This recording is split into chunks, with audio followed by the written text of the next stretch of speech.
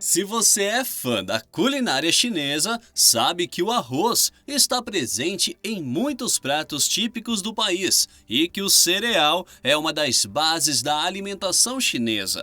Mas a China tem um grande problema. O país possui cerca de um quinto da população do planeta e apenas 10% das terras cultiváveis.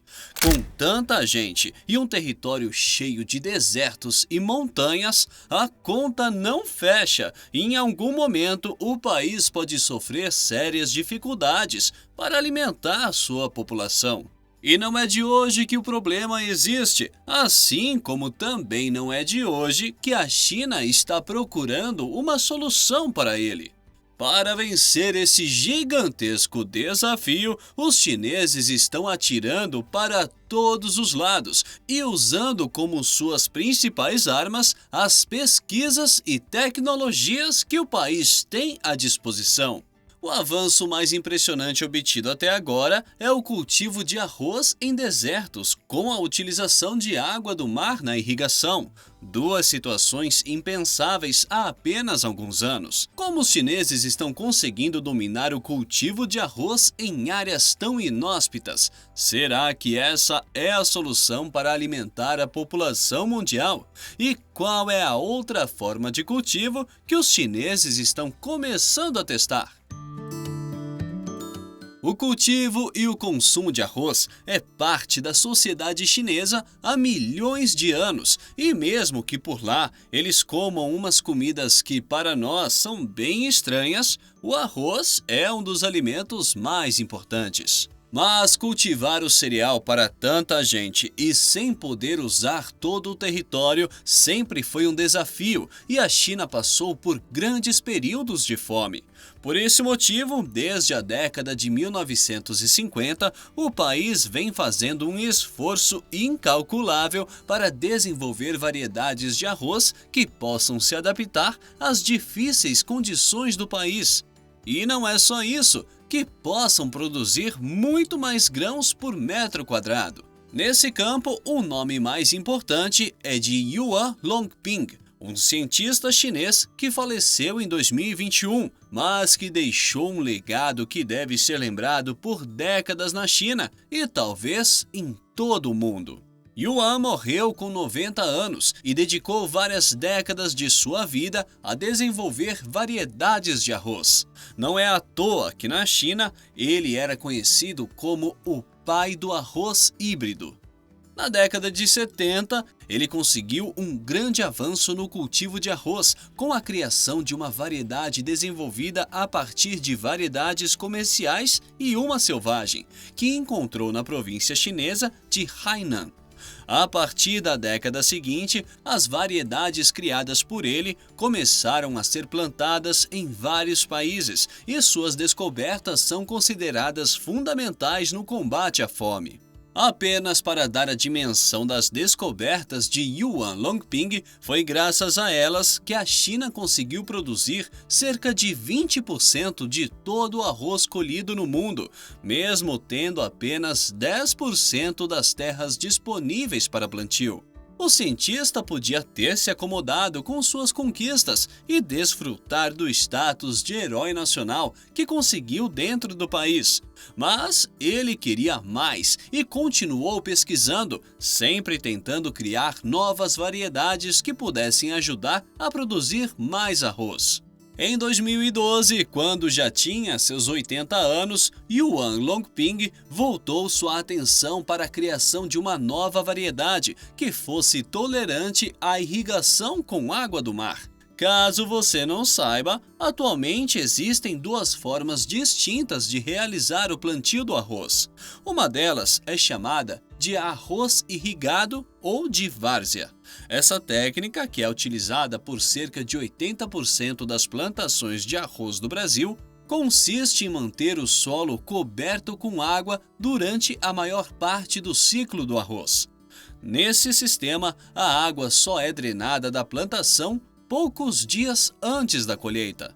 Na outra forma, utilizada em menor escala, é conhecida como sequeiro. ou arroz de terras altas.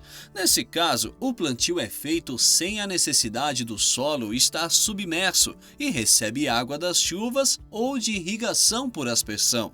Independente do método, a água é fundamental e precisa ser doce, ou melhor, precisava, até Yuan Longping resolver pesquisar sobre o assunto. Segundo as contas do cientista, seria possível alimentar cerca de 80 milhões de pessoas com o desenvolvimento de uma variedade que fosse tolerante ao sal. E o desenvolvimento dessa planta não se trata apenas de água, mas também de solo. A China possui uma área equivalente ao tamanho do Egito de solos ricos em alcalinidade e salinidade. Nesses locais, mesmo que fosse utilizada água doce para a irrigação, as sementes convencionais não teriam capacidade de germinar por conta desses nutrientes. Então, a criação dessa variedade se tornou uma missão, não só para o cientista, como para o governo.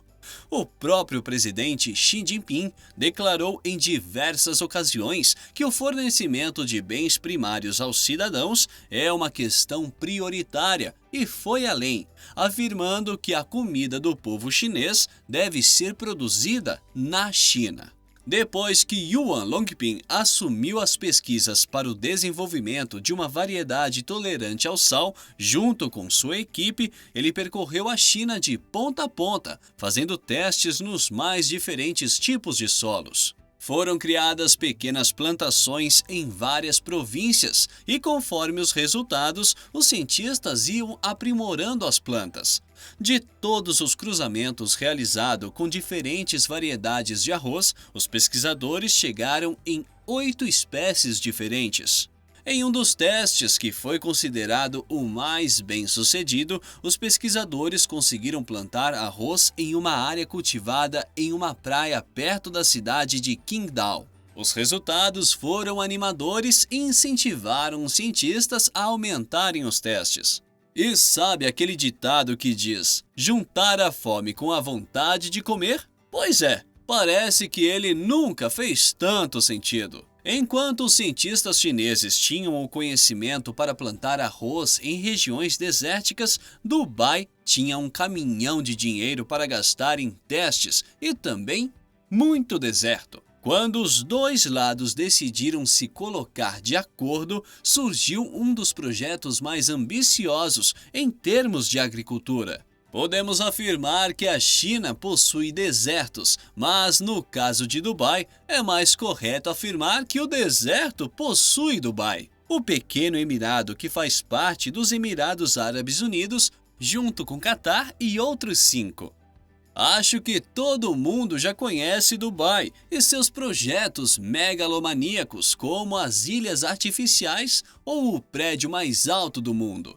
E apesar de todo o dinheiro investido na transformação, Dubai não conseguiu resolver alguns problemas graves, entre eles o risco de ser engolido pelo deserto e a dificuldade de produzir alimentos. Exatamente por isso, o Sheikh Mohammed bin Rashid Al Maktoum, membro da família que governa o Emirado, ficou muito interessado nas descobertas chinesas. Com o dinheiro de um e o conhecimento do outro, foi realizada a primeira plantação de arroz no deserto de grandes proporções. Os cientistas semearam uma área de 8.200 acres, o que equivale a mais de 33 quilômetros quadrados. A China não era o único país que estava tentando desenvolver uma solução para cultivar arroz em áreas desérticas. A Austrália também sofre com a falta de terra boa para o plantio, porém, seus pesquisadores estavam utilizando uma abordagem um pouco diferente. Digamos que os dois países estavam tentando chegar ao mesmo lugar, porém utilizando trajetos diferentes. No caso da Austrália, o maior avanço foi com a utilização de sistemas de dessalinização para converter a água do mar em água doce. Dessa forma, os solos com alta salinidade recebem uma grande quantidade de água doce e conseguem equilibrar a condição. Não que isso não possa funcionar, inclusive é uma técnica utilizada onde existe água em abundância. A novidade no caso australiano estava em tentar utilizar a água do mar. Porém, como o processo de retirar o sal da água consome muita energia, o custo acaba ficando muito alto. Por isso, a abordagem chinesa pode ser considerada genial, porque ao decidirem criar uma variedade de arroz que fosse tolerante ao sal, eliminam os custos de dessalinização da equação. Mas voltando a falar da plantação em Dubai, ela foi realizada nos primeiros meses de 2018 e os pesquisadores semearam 5 variedades diferentes.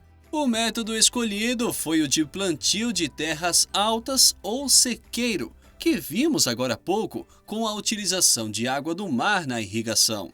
Quando chegou a hora da colheita, lá para o mês de maio, os resultados foram promissores. A colheita rendeu entre 4.800 e 7.800 quilos por hectare. Quer saber se isso é muito ou pouco? Então vamos comparar essas quantidades com a média mundial de produção de arroz por hectare, que é de 4.500 quilos. E com isso em mente, podemos tirar nossas próprias conclusões. Os resultados foram muito celebrados nos dois países, pois realmente deu muita esperança de aumentar a produção de alimentos. O arroz colhido foi batizado de Al Marmon, que é como a área que foi realizado o plantio é conhecida. Os cientistas, desde então, continuam fazendo testes de plantio, tanto em Dubai quanto em outras regiões da China, e agora se dedicam a melhorar o sabor do arroz para adaptar aos paladares dos cidadãos dos Emirados Árabes Unidos. As variedades testadas por serem chinesas produzem um arroz mais pegajoso e os árabes estão mais acostumados com um arroz mais esponjoso. Após as primeiras colheitas, o sheik se mostrou animado e chegou a declarar que o plano é cultivar arroz em cerca de 10% de todo o território dos Emirados Árabes Unidos e até de outros países do Oriente Médio. A área total do país é de 83.600 km² e, se a meta for cumprida, cerca de 8.300 km² de desertos serão transformados em plantações de arroz. Se adotarmos uma previsão conservadora de que essas áreas produzam somente a média global, os Emirados Árabes Unidos poderão produzir mais de 3 milhões de toneladas de arroz. Essas técnicas podem ajudar não só os países do Oriente Médio, como o mundo inteiro, e eu já te explico o porquê. Como o segundo país mais populoso do mundo e maior consumidor de arroz do planeta, a China contribui para a escassez do produto, mesmo que ela produza dentro de seu território e não exporte um grão sequer. A produção de outros países, que atualmente é destinada à China, poderá ser enviada a outras nações. Isso pode levar até a redução de preços, porque, como você sabe, quanto maior a oferta, menor o preço. Mas não é só com arroz que a China está tentando transformar seus desertos. Nas últimas décadas, na tentativa de evitar que os desertos cresçam e avancem sobre o território, o governo lançou diversos projetos para transformar desertos em florestas. O mais famoso deles é o projeto da Grande Muralha Verde da China, que só pelo nome já dá para ter uma ideia do tamanho. O projeto está em andamento desde 1978 e só deve ser concluído em 2050, quando uma faixa de floresta com mais de 4.500 quilômetros de árvores estiver limitando o deserto de Gobi e impedindo dele avançar sobre outras partes do território chinês. Também, com algumas pesquisas na internet, é possível encontrar plantios de verduras e legumes sendo testados no deserto, além da construção de estradas, junto com o plantio de árvores nas margens, para evitar que a areia invada as pistas. Mas isso seria assunto para outro vídeo. Se você gostou desse vídeo, inscreva-se e ative o sininho para não perder nenhum vídeo, porque tudo que a gente traz por aqui é inacreditável. Para você que assistiu até aqui, nosso muito obrigado e até o próximo vídeo.